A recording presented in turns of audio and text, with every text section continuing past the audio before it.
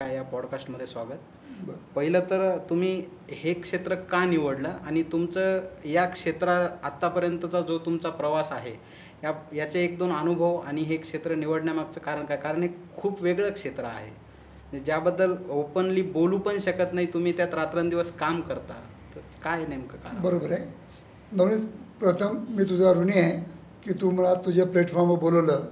कारण की ह्या विषयावर जसं म्हणजे आपल्या समाजामध्ये जसं एक टॅबू सब्जेक्ट म्हणून समजतात, त्याचप्रमाणे काही टी व्हीवाले म्हणा किंवा इतर म्हणजे पत्रवाले म्हणा, या सब्जेक्टवर जितकी माहिती द्यायला पाहिजे आणि ती पण आमच्यासारख्या तज्ज्ञ डॉक्टरांकडून शास्त्रोक्त माहिती जे समाजामध्ये मिळायला पाहिजे ती मिळताना दिसून येत नाही.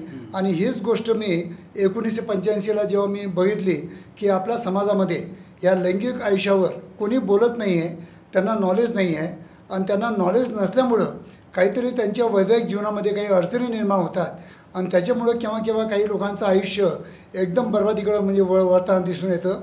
असे बरेच किस्से मी लहानपणापासून ऐकतो. तर त्याच कारणामुळं मी या क्षेत्रामध्ये म्हणजे येण्याचा मी जो प्रयत्न केलेला आहे आणि खरोखर जेव्हा मी 1985ला जेव्हा प्रॅक्टिस सुरू केली तेव्हा खरोखर माझे घरचे लोक किंवा माझे मित्रमंडळी त्यांचा पण मला ह्या क्षेत्रामध्ये म्हणजे वळण्याकडचा जो अपोज होता त्याला मी म्हणजे हे न जुमानता जी मी माझं धैर्य ठेवून माझं मनामध्ये एक काहीतरी म्हणजे सामाजिक कार्य समजून या क्षेत्रामध्ये मी स्वतःला झोकून दिलं.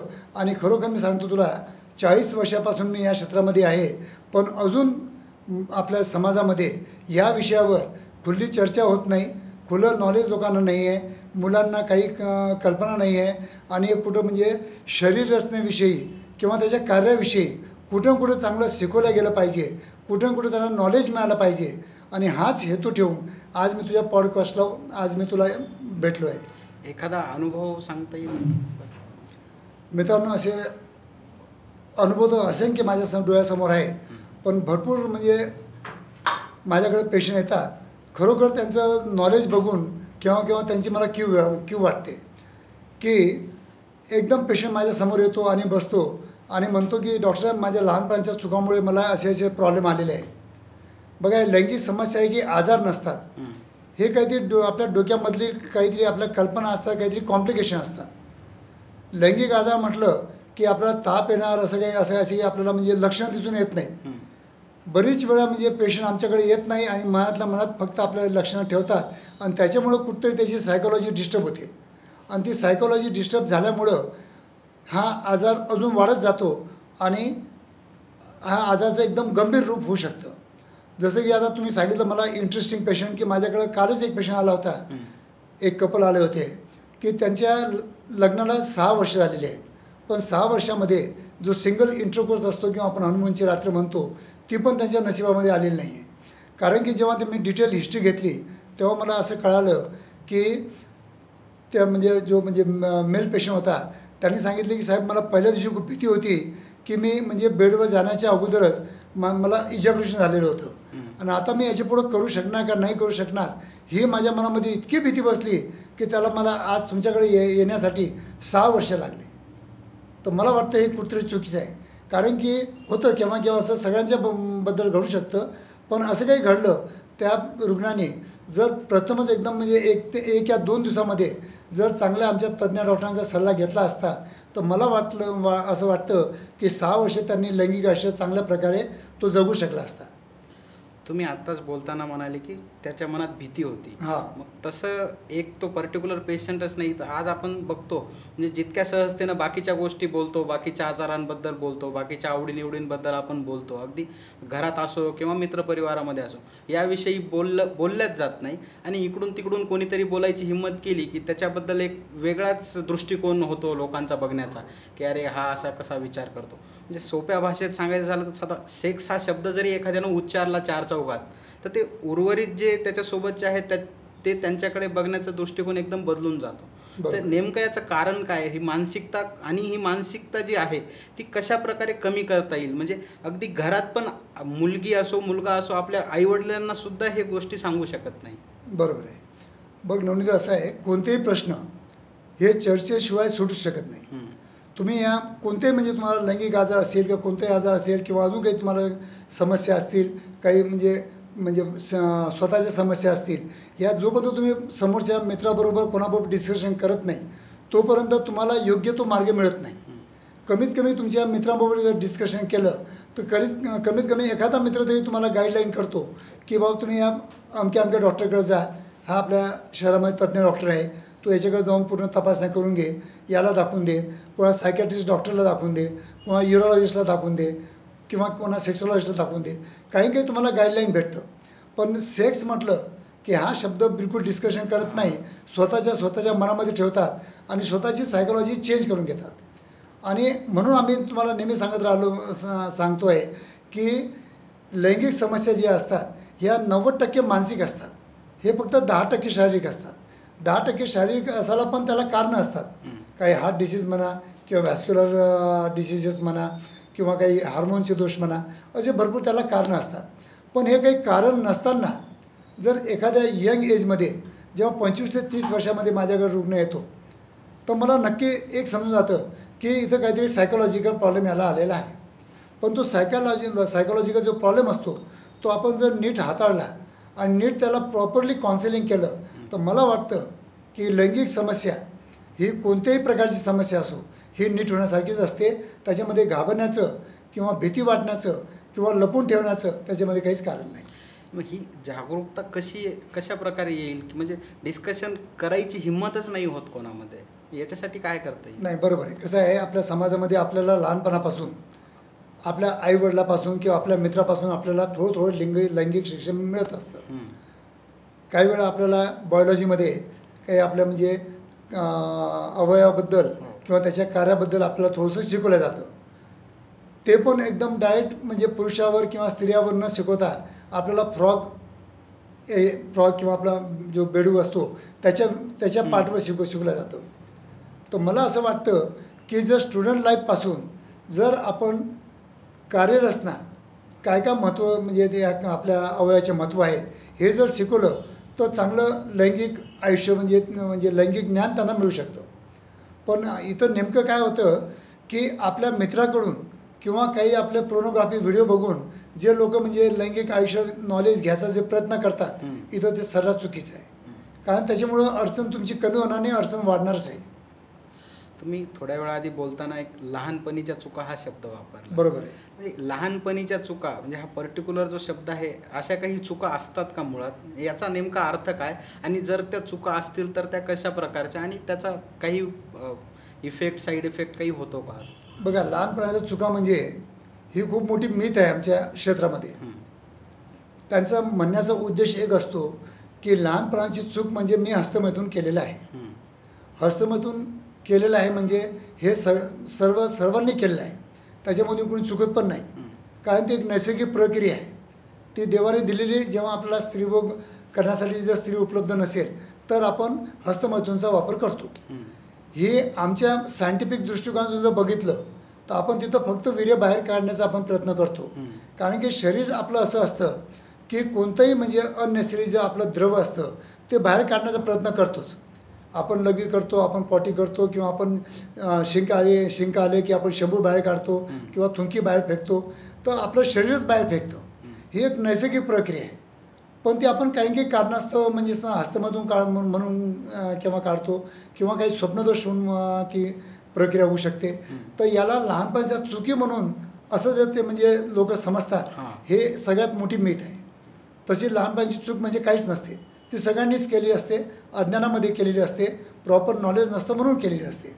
तर त्याच्यामध्ये चूक ही शब्द वापरणं एकदम चुकीचं आहे. पण आज मला 40 वर्ष झाले प्रॅक्टिस करायला. 40 वर्षानंतर पण मला म्हणजे लोकांचं आश्चर्य वाटतं की आज पण माझ्या 21व्या शतकामध्ये इतकं इंटरनेटचं नॉलेज मिळाल्यानंतरसुद्धा माझ्याकडे जेव्हा पेशंट येतो तो पहिला एकच शब्द बोलतो की डॉक्टर साहेब, लहानपणाच्या चुकामुळे मला कमजोरी आलेली आहे. काही लहानपणाच्या चुकामुळे कमजोरी येत नाही, हस्तमैथुनामुळे कमजोरी येते, हेअर लॉस होतो, पिंपल्स येतात, मला खूप थकवा आलेला आहे, माझं वजन वाढत नाही, असा काहीच प्रकार नसतो. इवन मिलिटरीमध्ये किंवा पोलीस भरती करताना माझ्याकडे मुलं खूप येतात. त्यांचं एकच म्हणणं असतं की डॉक्टर साहेब, काही मला औषध द्या, माझी बॉडी चांगली बनवा, कारण की मला पुढं फिजिकल टेस्टला मला फेस करायचं आहे. पण त्याचं एक म्हणणं असतं की मी लहानपणी खूप मोठी चूक केली आणि त्याच्यामुळं माझी बॉडी बनत नाही आहे. तर मित्रांनो, इथे हे सगळंच एकदम चुकीचं आहे. लहानपणाची चूक असा काही प्रकार नसतोच. लग्न झाल्यावर आपण बघतो की जेव्हा एखाद्या महिलेला मुलगा होतो किंवा मुलगी होते, बरोबर. मुलगा झाला तर काही प्रॉब्लेम नाही, पण मुलगी झाली तर काही काही घरांमध्ये काही काही समाजामध्ये महिलेलाच दोष दिला जातो. कारण हे आपल्या इथं सेक्स एज्युकेशन कमी असल्यामुळं हे प्रकार घडू शकतात. कारण की मुलगा आणि मुलगी होण्यासाठी जबाबदार कोण असतो यासाठी जर तुम्हाला विचारलं तर आपल्या पुरुषामध्ये एक्स आणि वाय क्रोमोझोम्स असतात आणि स्त्रियामध्ये 2 एक्स असतात. एक्सला एक्स जर मिळालं तर मुलगी होते आणि एक्सला जर वाय मिळालं तर मुलगा होतो. बरोबर आहे. मग मला सांग तू की जबाबदार कोण, मुलगा किंवा मुलगी होण्यासाठी जबाबदार कोण आहे? तू सांग मला. पुरुषच आहे. कारण पुरुषाकडे एक्स पण आहे आणि वाय पण आहे. पण आपल्या समाजामध्ये किंवा एखादी सासू एखाद्या सुनेला टॉर्चर पण करते की तुझ्या 2-3 मुली झाल्यानंतर की तुझ्यामुळे सगळं मला म्हणजे माझ्या मुलाला मुलीच व्हायला लागल्या. कारण त्याचं नॉलेज अधूर होतं. कारण की आजच्या घडीला म्हणून मी तुम्हाला नेहमी सांगत असतो की जोपर्यंत आपल्या समाजामध्ये प्रत्येक माणसाला सेक्स एज्युकेशन प्रॉपर मिळत नाही किंवा तुमच्यासारखे पॉडकास्ट बनवत नाही तोपर्यंत हे असंच चालणार आहे. यालाच सारखाच एक प्रश्न आहे. काही काही कपल्सना लाईफ टाईम मूलबाळ होत नाही. ते म्हणतात, आता ते ग्रामीण भागामध्ये म्हणतात देवानं दिलं नाही किंवा देवाची इच्छा वगैरे. तर नेमकं हे कशामुळे होतं आणि याला पर्याय असू शकतो का काही आर्टिफिशियल? किंवा आता हे 21वे शतक आहे, त्याच्यावर काही उपाय आहेत का? नेमकं हे होण्यामागं नेमकं कारण काय आहे? तुमच्या क्षेत्रामध्ये काय? बरोबर. आमच्या या क्षेत्रामध्ये हा जो विषय आहे मेल इनफर्टिलिटीमध्ये मोडतो. आता मी जास्त करून मेल इनफर्टिलिटीचे पेशंट बघतो. जसं पुरुषामध्ये दोष असतील आणि जर तुम्हाला मुलबाळ होत नसेल तर ते पेशंट मी बघतो. आणि स्त्रियांमध्ये काही दोष असतील त्याला मी फिमेल इनफर्टिलिटी म्हणतो, ते आपले स्त्रीरोगतज्ञ डॉक्टर बघतात. तर माझ्याकडे जे रुग्ण येतात त्यांना ऑलिगोस्पर्मिया ॲझोस्पर्मिया खूप कॉमन झालेला आहे. कारण की आजच्या 21व्या शतकामध्ये तुम्ही बघत असता की धावपळीचं जीवन, प्रॉपर रेस्ट नाही, प्रॉपर झोप नाही, म्हणजे प्रॉपर हार्मोन्स तुमचे बरोबर निघणार नाहीत, खाणं पिणं तुमचं जे आहे ते प्रॉपर नाही, जंक फूडचा एकदम जास्त वावर सुरू झालेला आहे.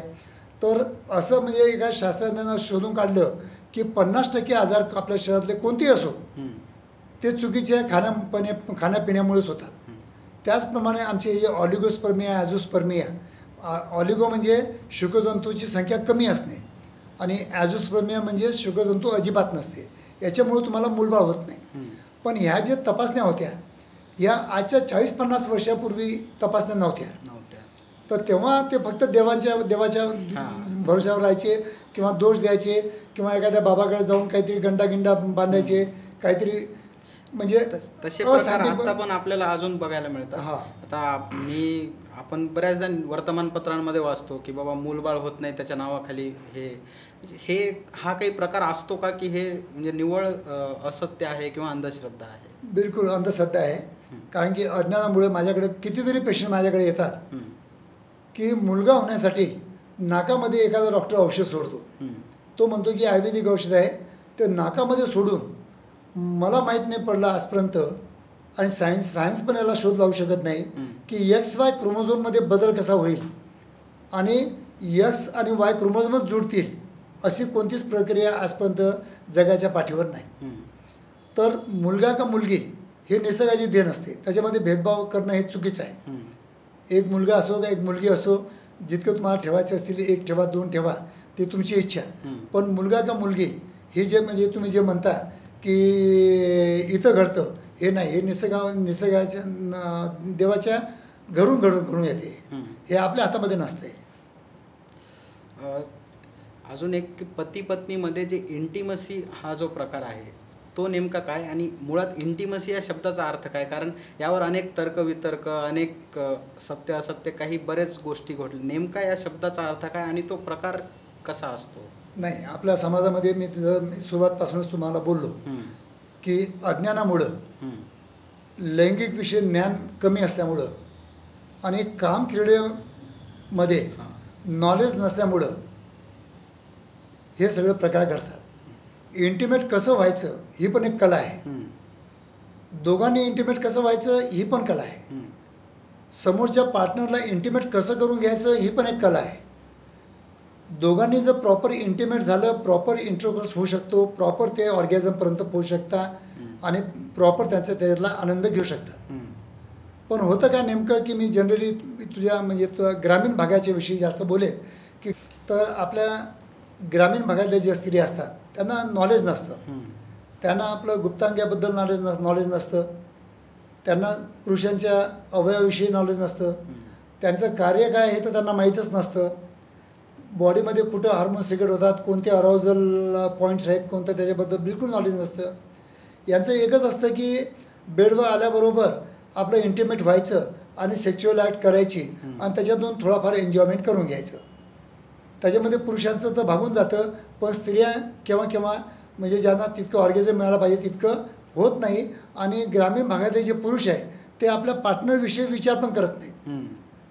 की थोडं मी एक एक्झाम्पल सांगतो की थोडं आपल्या जेवणामध्ये जर आपल्या बायकोने जर मीठ कमी टाकलं तर आपण बायकोला ताबडतोब सांगून देतो की आज भाजीमध्ये मीठ कमी झालं. तसे ह्या ज्या बायका असतात, ह्या ज्या स्त्री असतात ग्रामीण भागातल्या, हे आपल्या संसारामध्ये आपल्या लैंगिक आयुष्यामध्ये कुठं काय कमी पडलं ते काही सांगत नाहीत, काही चर्चा करत नाहीत, काही आपल्या मिस्टरांना विचारत पण नाहीत आणि त्यांना त्याच्यामध्ये नॉलेज पण असतं. तर हे कुठंतरी थांबलं पाहिजे. हाच माझा म्हणजे पॉडकास्टवर इंटरव्ह्यू द्यायचा माझा प्रयत्न असतो की कुठं या ग्रामीण भागातील स्त्रियांना पुरुषांना याविषयी नॉलेज खूप चांगलं पेनिट्रेट झालं पाहिजे, जेणेकरून लैंगिक समस्या त्यांना उद्भवणारच नाहीत. कारण की याच्यामधून एक चांगला आनंद मिळतो. जसे आपले 5 सेन्स आहे त्या 5 सेन्सप्रमाणे हे सेक्च्युअल ॲक्ट आणि त्याच्यातला जो आनंद असतो तो 6 सेन्सचा आनंद असतो. तो आनंदापासून कोणीच मुक्त म्हणजे वंचित नाही राहिला पाहिजे, हा माझा नेहमीच प्रयत्न असतो. आणि त्या प्रयत्नामुळेच मी आज तुम्हाला सांगतो 40 वर्षापासून मी आजपर्यंत 10 लाख लोकांना मार्गदर्शन केलं आहे. पण इतकं मार्गदर्शन करून इतके मी व्हिडिओ तयार करतो, इतकं त्यांना मार्गदर्शन करतो, तरी पण मला वाटतं की अजून पण माझं काम 1% झालं आहे. कारण माझ्याकडे येणारे जे पुरुष असतात, जनरली पुरुष असतात, स्त्रिया खूप कमी येतात माझ्याकडं. ॲज अ कपल म्हणून दिवसाला म्हणजे एखादा कपल येतो. अजून पण सेक्च्युअल हायजीन काय आहे ते पण त्यांना माहीत नसतं. की लग्न केल्यानंतर आपण वॉश करायला पाहिजे, स्किन मागे घेऊन आपण क्लीन ठेवायला पाहिजे, प्युबिक हेअर आपण काढायला पाहिजे, बगलीतले केस काढायला पाहिजे, आपण इंटिमेट होण्याच्या अगोदर ब्रशिंग करायला पाहिजे, आपण वातावरण बेडरूमचं एकदम चांगलं स्वच्छ नीट अँड क्लीन त्यांच्या परीनं तसं ठेवायला पाहिजे. थोडंसं परफ्यूम वगैरे मारायला पाहिजे. जसं की रूम फ्रेशनर जर थोडंसं मारलं तर अजून म्हणजे थोडं इंटिमेट होण्यासाठी मदत होते. तर या सगळ्या गोष्टी असतात, ह्या सायकोलॉजिकल असतात. पण जर सेक्सॉलॉजीचं फाउंडेशन तू विचारलं मला तर ते सायकोलॉजीवरच डिपेंड आहे. सायकोलॉजिकली तुम्ही स्ट्रॉंग असणार, तुमच्या बेडरूममध्ये स्ट्रॉंग असणार, तर तुम्ही परफॉर्मन्समध्ये स्ट्रॉंग असणार. पण लोकांना वाटतं की परफॉर्मन्स स्ट्रॉंग होण्यासाठी मला मेडिकलवर जायचं आहे आणि व्हायरससारख्या गोळ्या खायच्या आहे. हे जे समाजामध्ये रुतलं गेलेलं आहे हे मला कुठं पुसून टाकायचं आहे. मी तुम्हाला नेहमी सांगतो की मेडिकलवरच्या औषधी गोळ्या खूप डेंजर आहेत, त्याचे भयानक साईड इफेक्ट आहेत. ते तुम्ही घेऊ नका. घ्यायचं असेल तर तज्ज्ञाच्या मार्गदर्शनाखाली घ्या. कारण साधी एक क्रोसिंग आपलं डोकं दुखलं किंवा सर्दी पडसं झालं, आम्ही डॉक्टर लोक असूनसुद्धा आम्ही पण त्या तज्ज्ञ डॉक्टरांचं मार्गदर्शन घेऊन आम्ही औषध घेतो. जरी आम्ही डॉक्टर असलो पण आमचं जे नॉलेज आहे आमच्या क्षेत्रापुरतं पुरतं असतं. पण उद्या जर माझं पोट दुखलं तर मी एखाद्या गॅस्ट्रोएंटरोलॉजिस्टला फोन करेल, अरे बाबा मला असं प्रॉब्लेम होतो आहे, माझी अशी ॲसिडिटी वाढलेली आहे, तू काय गोळ्या सजेस्ट करशील. त्यांनी जर बोललेलं की तू मला भेट, मी तपासून घेतो, तर त्याच्याकडे जाईल, तपासून घेईल आणि नंतर औषध उपचार करणार. पण आपल्या भारतामध्ये OTC जे प्रॉडक्ट आहेत ते इतके सर्रास विकल्या जात आहेत. ते ऑनलाईन असो किंवा ऑफलाईन असो किंवा कोणत्याही मेडिकलवर जा तुम्ही, जर तुम्हाला व्हायग्रासारखी गोळी जर पाहिजे असेल तर त्यांनी ते द्यायलाच नको आहे. तो खूप मोठा गुन्हा आहे, कायद्यानं खूप मोठा गुन्हा आहे. त्याच्या मेडिकलवर FDAची कार्यवाही मोठी होऊ शकते. पण तुम्ही आजच्या घडीला भारतामध्ये कुठेही जा, मला एखादा पेशंटचा फोन येतो, तो काश्मीरला हनीमूनसाठी गेलेला असतो, तिथून मला फोन करतो, डॉक्टर साहेब मला जाते आज थोडं म्हणजे एन्जॉय करायचं आहे, प्लीज एखादी गोळी मला सांगा ना कोणती घेऊ. त्याला नाव सांगितलं तिथं त्याला गोळी भेटते, जेव्हा की त्याला भेटायला नाही पाहिजे. तर हे कुठेतरी थांबलं पाहिजे. चांगल्या तज्ज्ञ डॉक्टरांची मदत घ्या, चांगल्या डॉक्टरांकडून काउन्सिलिंग करून घ्या, दोघांचे विचार विनिमय करा. पहिले स्वतःवर आपलं वर्कआउट करा, विचार करा की मला सायकोलॉजिकल आहे का फिजिओलॉजिकल आहे. उगीच आपलं झोपेतून उठायचं आणि आमच्याकडे येऊन बसायचं याला काहीच अर्थ नाही. असे भरपूर भोंदू लोक संसारामध्ये आपल्या समाजामध्ये पडलेले आहेत जे तुम्हाला लुटायलाच बसलेले आहेत. तर असं न करता कृपा करून तज्ज्ञ डॉक्टरांच्या मार्गदर्शनाखाली कोणते औषधोपचार करा. तुम्ही आत्ता फिजिकली स्ट्रॉंग असणं आणि सायकोलॉजिकली पण स्ट्रॉंग असणं हे गरजेचं असलं सांगितलं. सायकोलॉजीमध्ये स्ट्रॉंग असताना आजकाल आपण बघतो की लग्न जे लावलं जातं, तर लग्न लावताना म्हणजे सगळ्या गोष्टी हॉबीज काय, तुझं ते काय कुंडली वगैरे हे सर्व आपण जुळून बघतो. बरोबर आहे. तर हे आणि कसं आहे ते दोघांचे एकमेकांना विचार जुळल्याशिवाय ह्या पुढच्या गोष्टी होत नाही. आता आपल्याकडे अरेंज मॅरेज होतात मोस्टली. या अरेंज मॅरेज या प्रकारामध्ये हे सर्व जाणून घेण्याची काही तेवढी म्हणजे शक्यताच नसते. बरोबर. लव्ह मॅरेज असलं तर गोष्ट वेगळी. बरोबर. यासाठी काय करता येईल, म्हणजे जर ते दोघं एकमेकांना पूर्णपणे ओळखत असतील तरच ते दोघं म्हणजे हे पुढे त्यांचं जे काही एन्जॉय असेल, जे काही सुख असेल ते त्यांना मिळेल. जर इथेच चुकत असेल तर पुढे तर काही होणारच नाही. यासाठी काय करता येईल? नाही, नवनीत चांगला प्रश्न विचारला तू. आजही पण माझ्या क्लिनिकला असे काही कपल येतात आणि जेव्हा मी त्यांची हिस्ट्री घेतो, त्यांचं कॉप्युलेशन होत नाही किंवा त्यांचं इंटिमेशन होत नाही, तर मी जेव्हा डिटेल हिस्ट्री घेतो तर कितीतरी मुलं मला सांगतात की डॉक्टर साहेब मला ही पसंतच नाही आहे. म्हटलं पसंत नाही आहे तर मग तू लग्न कशाला केलं? नाही ते घरच्या लोकांनी जबरदस्ती करून टाकलं की मामाची मुलगी आहे, ओळखीची मुलगी आहे, गावातल्या एकदम चांगल्या मित्राची मुलगी आहे, असं म्हणून ते लग्न लावून टाकतात. मला वाटतं हे सर्वात चुकीचं आहे. कारण की वैवाहिक जीवनासाठी दोघांनी एक व्हायचं आहे, दोघांचे मन एक व्हायचे आहेत, दोघांचे शेवटी तन एक व्हायचे आहेत. तर मी असं तुम्हाला ॲडवाईस करेल तुमच्या प्लॅटफॉर्मवरून की ज्याप्रमाणे तुम्ही एखाद्या म्हणजे ब्राह्मणाकडे जाऊन जसं कुंडली बघता, त्याचप्रमाणे जर तुम्ही मेडिकल कुंडली बघितली तर त्याच्यामध्ये आम्ही तुम्हाला प्रॉपर गाईडलाईन करून, प्रॉपर काउन्सिलिंग करून, प्रॉपर काही टेस्ट करून आम्ही तुम्हाला पुढचे जे तुमचे अनर्थ असतात त्यांना टाळू शकतो. ज्याप्रमाणे की माझ्याकडे कितीतरी कपल येतात, त्या कपलपैकी जेव्हा मी हिस्ट्री घेतो त्याच्यामधला एक जो म्हणजे पुरुष असतो तो म्हणतो डॉक्टर साहेब मला लेडीजकडे अट्रॅक्शन होतच नाही, माझं फक्त पुरुषाकडे अट्रॅक्शन आहे. हा त्याच्यामध्ये त्याचा काही दोष नसतो, हा जन्मजात दोष असतो. हे देवाने घडवलेलं आहे. त्याच्यामध्ये इस्ट्रोजन आणि प्रोजेस्टेरॉन देवाने जास्त दिले आणि टेस्टोस्टेरॉन हार्मोन कमी दिलं. त्याच्यामुळे काय होतं, त्याचं अट्रॅक्शन जे आहे फिमेलकडे व्हायला पाहिजे तर होत नाही, तर पुरुषाकडे होतं. तो असे बऱ्याच अडचणी वैवाहिक जीवनामध्ये येतात. पण जर तुम्ही माझ्याकडे जसं विवाहाच्या पूर्वी जर दोघांनी आले तर मी तुमच्या दोघांच्या टेस्ट करणार, दोघांचा नेचर बघणार, दोघांचं प्रॉपर काउन्सिलिंग करू शकतो आणि दोघांच्या टेस्ट करून जर तुमच्या वैवाहिक जीवनामध्ये काही अर्थ होत नसेल तर डेफिनेटली माझा 40 वर्षाचा दांडगा अनुभव आहे. त्या अनुभवानुसार मी माझ्या मुलीप्रमाणे त्यांच्या संसारामध्ये म्हणजे संसार चांगला होण्यासाठी चांगला ॲडवाईस करण्याचाच प्रयत्न करेल. तर हे आमचे मदत न घेता स्वतःचंच डोकं वापरतात जिथं की त्यांच्यामध्ये डोक्यामध्ये अज्ञान असतं, तर हे चुकीचं आहे. आता कोणतंही नातं म्हणलं की त्यात म्हणजे वैवाहिक जीवनातलं नातं म्हणलं की त्यात फिजिकल आणि इमोशनल हे दोन्ही नीड आहेत. बरोबर. या दोन्ही नीडची सांगड घालताच येत नाही. नेमकी ती कशी घालायला हवी? आधी कोणती गोष्ट करायला हवी, नंतर कोणती, असं काही आहे का की नेमकं ते कशा प्रकारे? नाही, चांगला प्रश्न आहे. फिजिओलॉजिकल आणि सायकोलॉजिकल बद्दल तू मला विचारतोय. बघा, याच्यावर मग छोटंसं एक्झाम्पल देतो की सेक्शुअल ॲक्ट आहे हे मी तुम्हाला नेहमी सांगतो की ती आपल्या ब्रेनमध्ये डेव्हलप होते. पहिले आपल्याला इच्छा होते. इच्छा केव्हा होऊ शकते की तू ऑफिसला गेलेला आहेस, 2 वाजता पण तुझी इच्छा होऊ शकते की आज आता आपल्या पार्टनरबरोबर आपल्याला काय करायचं आहे. पण दुपारी 2 वाजता तुझ्या मनामध्ये इच्छा आली, दॅट डज मीन की तिचं हार्मोनल स्टिम्युलेशन सुरू होऊन जातं. तेव्हा अगर समजा पण तू तर तयार होऊन जाशील, जोपर्यंत तू बेडपर्यंत जाशील तोपर्यंत तू तयार होऊन जाशील. पण तुझ्या मिसेसचं काय, ती तर तयार नसेल ना.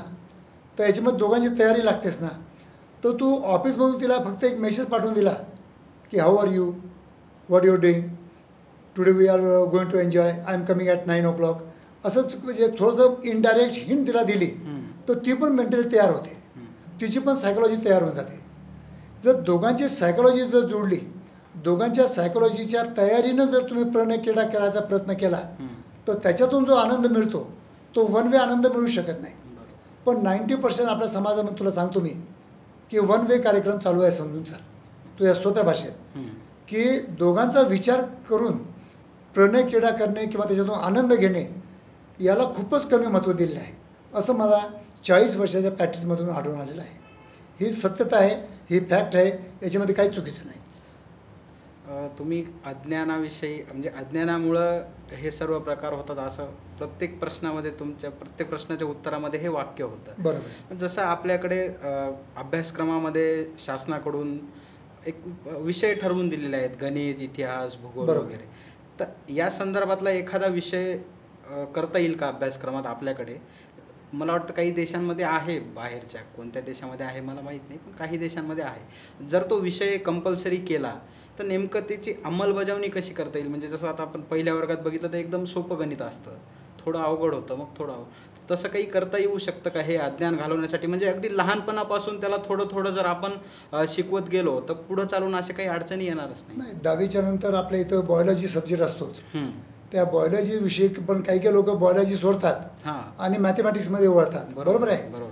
तर ह्या लोकांना नॉलेज मिळत नाही. पण जे बायोलॉजीकडं जे म्हणजे ज्यांना मेडिकलकडे जायचं आहे त्यांना हे नॉलेज मिळतं. पण हे फक्त अवयवाविषयी नॉलेज देतात. बघ, संसार कसा चालवायचा किंवा पैसा कसा कमवायचा हे कुठे शिकलं जात नसतं. किंवा तू मित्राबरोबर कसं वागायचं किंवा आपल्या घरामध्ये आईवडिलाबरोबर कसं वागायचं, ही शिस्त आपल्या आईवडिलाकडून जर मिळाली तर अतिउत्तम. जसं तुम्ही छोटंसं एक्झाम्पल लास्ट एखाद्या पॉडकास्टला दिलं होतं की जर समजा एक छोटासा मुलगा असेल, तो जर समजा त्याला जांगेमध्ये खाज येत असेल, तो जांगेमध्ये फक्त तो खाजवत असेल तरी त्या आईवडिलांनी जर बघितलं तर त्याच्यावर चिडतात, आहे चुप बस, हे घाण काम आहे, असं काही करू नको. आणि ही जे घृणा त्याच्या डोक्यामध्ये बसते. किंवा मुलींसाठी, मुलींनी जर समजा तिकडे त्यांच्या गुप्तांगाला काही बोट लावलं, काही हे लावलं किंवा काही ब्रेस्टवर हात लावलं तर डेफिनेटली तिला म्हणजे लहानपणापासूनच तिला म्हणजे झापलं जातं. हे चुकीचं आहे. कारण की मग काय होतं की तिच्या डोक्यामध्ये किंवा त्या मुलाच्या डोक्यामध्ये त्याविषयी इतकी घृणा बसून जाते तर मग तो कुठं प्रयत्नच करत नाही नॉलेज घेण्याचा. त्याला इतकंच डोक्यामध्ये बसून जाते की हे घाण काम आहे, हे घाण काम आहे, आणि त्याच्यामुळे त्याला नॉलेज मिळत नाही आणि त्या नॉलेजपासून तो मुकतो. तर याच्याऐवजी मी ॲज अ म्हणजे पॅरेंट्स आणि पॅरेंटला असं सांगेल की त्याचे जे काही त्यांनी प्रश्न विचारले किंवा जो काही तो करतो आहे त्याच्या वयानुसार त्याच्यामध्ये बदल घडणार आहे हे तुम्ही कोणीच थांबू शकत नाही. तो ॲडल्ट होणार आहे, तो लग्न करणार आहे, मूलबाळ करणार आहे, हे सगळ्या गोष्टी घडणारच आहेत. हे आपण जाणूनच आहे, कारण आपण त्याच स्टेजमधून गेलेलो आहे. तर मला असं वाटतं की आईवडिलांनी सोप्या भाषेत जर त्यांना समजून सांगितलं तर मला वाटतं की अतिउत्तम. कारण की सेक्स एज्युकेशन हे घरापासूनच सुरुवात झाली पाहिजे. त्याचा अभ्यासक्रमामध्ये काही आपल्याला आणता येईल? अभ्यासक्रमामध्ये पण थोडंफार आणता येईल, पण त्याच्यामध्ये काही म्हणजे अडचणी पण निर्माण होऊ शकतात. बरोबर. की बऱ्याच वेळा त्याचा म्हणजे दुरुपयोग पण होऊ शकतो. म्हणून आपल्या आईवडिलांनीच दिलेलं मी ॲडवाईस करेल. अडचणी अशा निर्माण होऊ शकतात की तुम्ही बायोलॉजी हा विषय, आता माझं स्वतःचं, मी जेव्हा 10वीमध्ये होतो आम्हाला बायोलॉजी शिकवायला ट्युशनमध्ये मॅडम होत्या. त्यांना शिकवतानाच बरोबर आहे, काय म्हणू आपण त्याला, ऑकवर्ड वाटायचं. बरोबर आहे. जर त्यांना शिकवताना ते व्यवस्थित वाटत नसेल तर ते नॉलेज समोर कसं मिळणार? बरोबर आहे. यासाठी काय करता येईल की जर शिकवणारे स्ट्रॉंग नसतील, म्हणजे एकदम अगदी साधं 10वीचं बायोलॉजी म्हणजे एकदम साधं होतं, बरोबर आहे, तेच जर त्यांना व्यवस्थित शिकवता येत नसेल तर मग बाकीचं कसं? नाही, ज्याप्रमाणे आपल्या समाजामध्ये ह्या विषयी म्हणजे सब्जेक्टविषयी टॅबू आहे त्याचप्रमाणे आपल्या शिक्षण क्षेत्राला पण याचा टॅबू आहे. आजच्या 40 वर्षांपूर्वी जेव्हा मी प्रॅक्टिस सुरू केली तर डॉक्टर महेंद्र वाटसा म्हणून मुंबईला डॉक्टर होते, त्यांच्याकडे गेलो. त्यांनी मला अमेरिकेचे एक 4-5 पुस्तकं दिले. हे पुस्तक वाच, एक आपले अमेरिकेची म्हणजे एक फेलोशिप होती, हे पूर्ण फॉर्म भर आणि हा पेपर सोडव, त्यांना पाठव, ते तुला सर्टिफिकेट देतील. म्हणजे आज 40 वर्षापूर्वीची गोष्ट मी तुला सांगतो आहे. आणि आज 40 वर्षानंतरसुद्धा तीच प्रोसिजर आहे. आपल्या युनिव्हर्सिटीमध्ये सेक्स एज्युकेशनवर किंवा आमच्या डॉक्टरांसाठी सेक्सॉलॉजी म्हणून कोणताही विषय नाही आहे. थोडा आम्हाला एक सायकोलॉजी एक सब्जेक्ट असतो त्याच्यामध्ये शिकवलेला गेलेला आहे. आणि युरोलॉजी एक सब्जेक्ट असतो, पण तो MBBS लेवलवर खूपच वरवर असतो, म्हणून जास्त त्या डीपली ते आम्हाला शिकवलं गेलेलं नाही. पण आपल्या युनिव्हर्सिटीने जर पुढाकार घेतला MBBSच्या नंतर किंवा BAMSच्या नंतर किंवा BHMSच्या नंतर जर सेक्सॉलॉजी म्हणून जर विषय काढला आणि त्याच्यामध्ये सायकोलॉजिकल आणि फिजिओलॉजिकल सेक्शुअल प्रॉब्लेमबद्दल जर आम्हाला चांगलं शिकवण्यात आलं किंवा कोणत्या विद्यार्थ्याला शिकवलं तर मला वाटतं की चांगलं सेक्स एज्युकेशन आपल्या घडू शकतं. सर, आपण बरीच चर्चा केली. आज 21व्या शतकामध्ये हे जे काही आजार आहे यावर ट्रीटमेंट असतील त्या कशा प्रकारे असतात आणि त्या लोकांपर्यंत कशा प्रकारे पोहोचतील, म्हणजे जेणेकरून ते प्रॉपर ट्रीटमेंट घेतील आणि याचे काही साईड इफेक्ट्स वगैरे असतात का? लैंगिक आजार म्हटलं की याच्यामध्ये आम्ही 2 याच्यामध्ये त्याला मोडतो. एक सायकोलॉजिकल असू शकतात किंवा एक फिजिओलॉजिकल असू शकतात. माझा जो ट्रीटमेंटचा कल असतो आणि कोणत्याही डॉक्टरचा कल असायला पाहिजे तो बेसिक रूट कॉजवर असला पाहिजे. जर याला मानसिक असेल तर याची मानसिकता का बिघडली, हा कुठं म्हणजे अपुरा पडला किंवा याच्या डोक्यामध्ये काय चालू आहे, या त्यांची पूर्ण हिस्ट्री घेऊन आम्हाला ट्रीटमेंट करावं लागतं.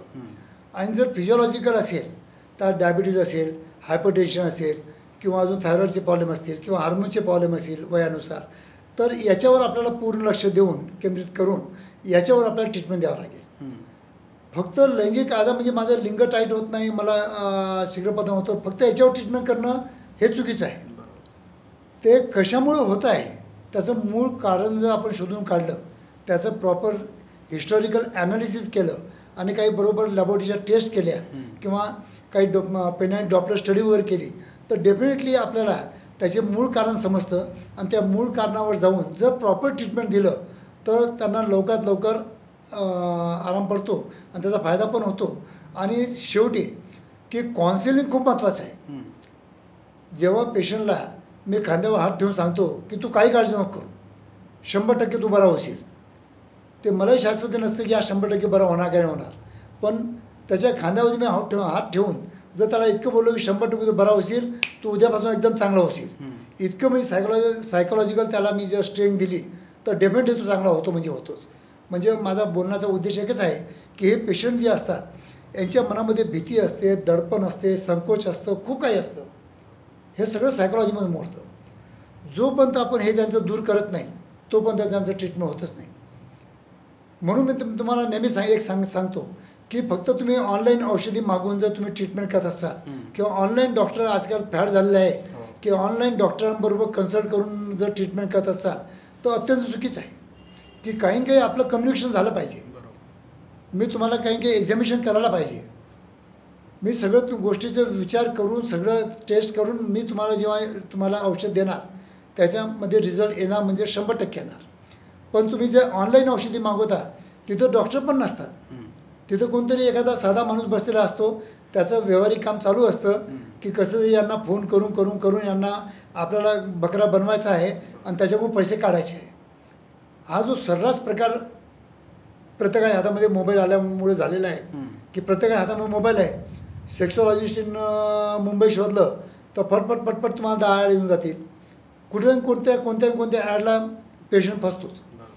माझ्याकडे जे पेशंट येतात ते कुठून फसवून आलेलेच असतात.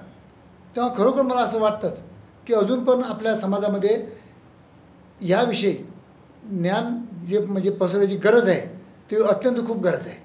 ते हे ज्ञान पसरवण्यासाठी शेवटचं विचार, हां, हे ज्ञान पसरवण्यासाठी आपण म्हणजे जे इतर काही प्रकार आहेत जसं आता कुठे कीर्तन होतं किंवा कुठं मोटिवेशनल स्पीच होतात किंवा इतर विषयांवर लेक्चर्स बऱ्याच युनिव्हर्सिटीमध्ये किंवा समाजामध्ये आयोजित करतात, तर याविषयी पण तसे काही लेक्चर्स असे समाजाने म्हणा किंवा एखाद्या संस्थेनं, युनिव्हर्सिटीनं किंवा सरकारतर्फे आयोजित करून तशी काही आपल्याला जनजागृती करता येईल. मी मधून केव्हा शिबिर घेतो, पण मला एक 5-7 शिबिर घेतल्यानंतर मला असं आढळून आलं की तू मला लाजतोय, मी तुला लाजतोय, ह्या त्याला लाजतोय, तो त्याला लाजतोय. माझ्या शिबिरामध्ये कोणी यायचंच नाही. बरोबर. तर मोटिवेशनल स्पीकर आपण स्टेजमधून देऊ शकत नाही या विषयावर, कारण ते ऐकणारे एकदम गोंधळून जातील. तर त्यापेक्षा मी तुम्हाला एक सांगेल की जर प्रॉपर तुमच्यासारख्या लोकांनी जर पॉडकास्ट तयार केले आणि ते जर यूट्यूबवर टाकले तर डेफिनेटली याचा समाजामध्ये चांगला उपयोग होऊ शकतो. पण तुम्ही जर मला म्हणसाल की पर्सनल त्यांना बोलवा तर माझ्याकडे कोणीच येणार नाही. बरोबर. कारण ते इतके संकोच करतात, इतकी त्यांना भीती वाटते, त्यांना वाटतं की हा विषय वेगळाच विषय आहे. म्हणून असं म्हणजे पॉडकास्टद्वारा आपण सेक्स एज्युकेशन करू शकू, पण आपण गावोगावी जाऊन किंवा मोटिवेशनल स्पीकर देऊन आपण सेक्स एज्युकेशन देऊ शकत नाही. नक्कीच सर, तुम्ही अतिशय चांगल्या विषयावर चांगल्या पद्धतीनं सविस्तर आमच्याशी चर्चा केली. आमच्या पॉडकास्टमध्ये येऊन आमच्या दर्शकांना खूप चांगली माहिती दिली, त्याबद्दल तुमचे मनपूर्वक धन्यवाद. नाही, शेवटी मीच तुला धन्यवाद देतो की त्याचं काय महाराष्ट्र या चॅनलने माझा पॉडकास्ट केला आणि तो रिलीज केला, त्याच्याबद्दल खरोखर मी ऋणी राहील. कारण की तुमच्यासारखे असे लोक पुढे येतील तरच हे समाज सुधरेल आणि समाजामध्ये जे लैंगिक ज्ञान आहे ते चांगल्या लोकांना मिळेल. धन्यवाद मित्रांनो.